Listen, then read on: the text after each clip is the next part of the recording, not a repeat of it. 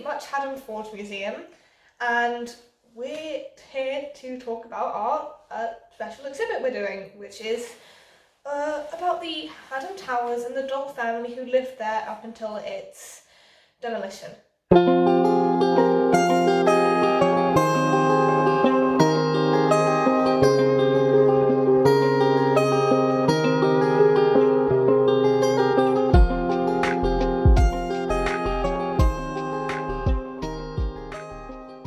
So, in the latter half of the 17th century, the French king, Louis the 14th, I think it was?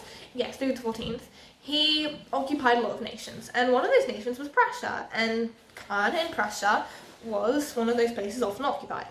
And on the 2nd of May 1664, Johann Philip Doll was born. Now, Johann Philip Doll's second son, not so notable, but his first son became the landlord of a public house called Some White and Swan, which translates in English to the White Swan. Now, this is notable, of course, because Hadham Towers, where the Doll family would later live in England, actually had a white swan as its crest on the front of its house.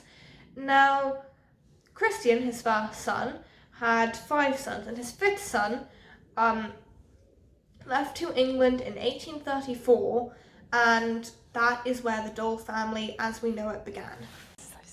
As we know, Christian Philip Doll left to West Prussia for England. When he arrived, he immediately began working in service to the royal family as their baker. Now, when the royal party was sent off by Queen Victoria to go and collect her soon-to-be husband, Prince Albert, from Germany, he was among that number. It may be because of his close relationship with the royal family, or due to the fact that he was Prussian.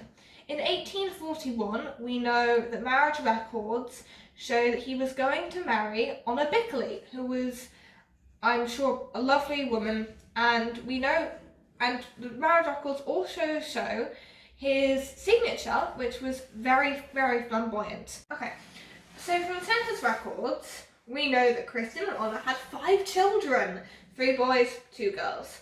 Now, Christian also had some naturalization papers, and he recorded those because his wife had some chattels she wanted to give him, and he couldn't have those unless he was an actual citizen, like someone who remained in Britain. He was really good also at his job. He worked in the royal household as a baker, and he was paid £100 yearly, which was quite a lot back in the Victorian era. So, when he was so good at his job, an opportunity arose for him, and he was given the title of a 3rd page. Over the years, he was promoted until 1866, in which he became a 1st page of the highest class. This pay gave him £240 per year, with an extra 4 shillings per day for living expenses. A page of the present, which was what he was, is a personal attendant to royal visitors, which was a pretty lofty position because it meant you had to be skilled enough to make a good impression on those visiting the royal family. He looked after the grand entrance of Buckingham Palace. He supervised arrivals and departures of various ambassadors and other royal family members, but not of British royal family. And he also overlooked the visitor book, so he saw who came in and who came out. Very prestigious, very important position. In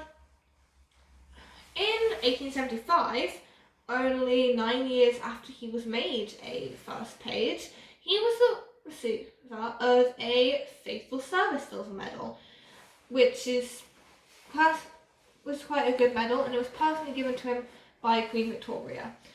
And by 1881, he was living in Windsor Castle as a widower at the age of 69. His wife had died in 1874, just 58 years old. 52 years in the daily presence of Queen Victoria. Who knows what he saw? And he died in 1903 at the age of 92. When Hadham Towers was designed by Charles Doll, he included a family crest in the design of a swan, which was on the outside of the driveway entrance.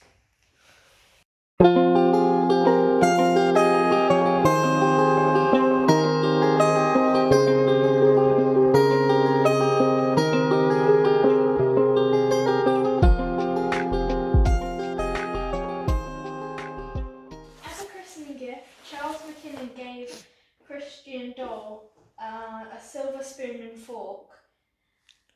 And we know from census records that that Charles's son lived at Hadham Towers and worked there.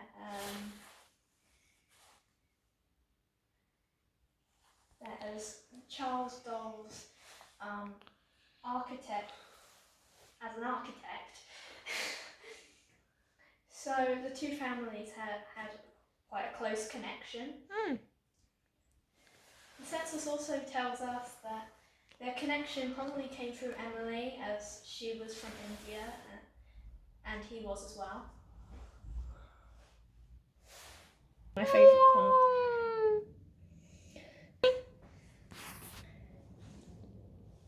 Charles Doll actually designed the Titanic, as well as the crockery.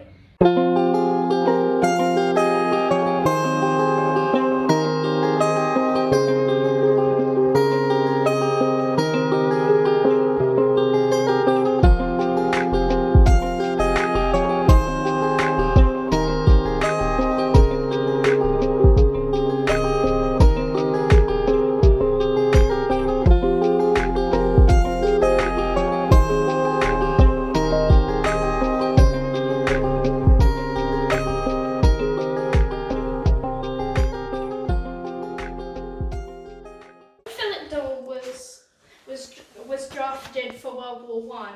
He sent a last letter to his father at Hadham Towers, and before that, just before he was killed. After Philip Doll was drafted out for World War One, he sent a last letter to his father before he died fighting.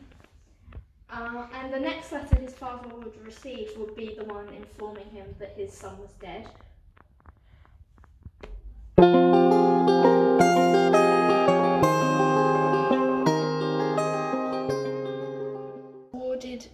He was awarded the medals shown for World War One, and a letter from the King with a death penny was sent to his family in Hadham Towers.